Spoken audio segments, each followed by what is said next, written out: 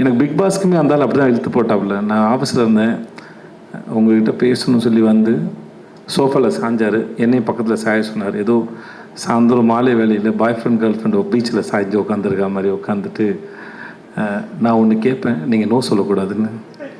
ஏதோ marriage proposal மாதிரி இருந்தது. சரி என்ன கேட்க போகிறாருன்னு நான் யோசிச்சுட்டு இருந்தேன். நான் பிக் பாஸ் நீங்கள் தான் பண்ணணும் அப்படின்னா, நான் வந்து சார் நான் என்ன சார் பண்ண போகிறேன், எனக்கு எதுவுமே தெரியாது, நான் பார்க்க மாட்டேன். சிம்பு இருக்காப்புல, சூர்யா சார் இருக்கார், அவங்களாம் வச்சு பண்ணலாம், சிம்புக்கு அனுபவம் இருக்குது அவருக்கு அப்படின்னு. நான் இல்லை நீங்கள் இதை பண்ணுங்கள் அப்படி கரெக்டாக இருக்குன்னாரு.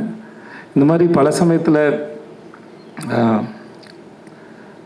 இன்றைக்கி நான் என் வாழ்க்கையில் ஓரளவு இந்த இடத்துல இருக்கிறேன் அப்படின்னா, நான் பெருசாக அறிமுகம் இல்லாத நபர்கள் கூட ஏதோ ஒரு காரணத்தில் என் மேலே வச்ச நம்பிக்கையில் தான் நான் முன்னாடி போயிருக்கேன். ஏன்னா எனக்கு என் மேலே வந்து பெருசாக நம்பிக்கை இருந்ததில்லை. ஏன்னா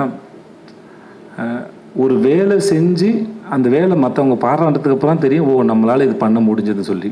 அதுக்கு முன்னாடி தெரியாது. ஆனால் அதுக்கு முன்னாடி நம்ம மேலே நம்பிக்கை வைக்கிற மனிதர்கள் வந்து மிகப்பெரிய ஆச்சரியம். அப்படி தான் நான் எனக்கு மணிகண்டனும் அப்படி தான் இருந்தார், சிஜே பாஸ்கர் சார் அப்படி தான் இருந்தார், சீனு ராமசாமி சார் அப்படி தான் இருந்தது, பிரதீப்பும் அப்படி தான் இருந்தாப்புல. இந்த மாதிரி பல பேர் இருந்துருக்காங்க என் வாழ்க்கையில்.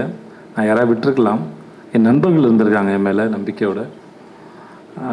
ஸோ இந்த மாதிரி நிறைய பேர் நம்பி தான் நான் என்னை நம்ப ஆரம்பித்தேன். ஸோ அப்படி இந்த நம்பிக்கை என் மேலே வச்ச பிரதீப்புக்கும் ஜியோ ஹாட்ஸ்டார் எல்லாருக்குமே முதல்ல ரொம்ப நன்றி சொல்லிக்கிறேன்.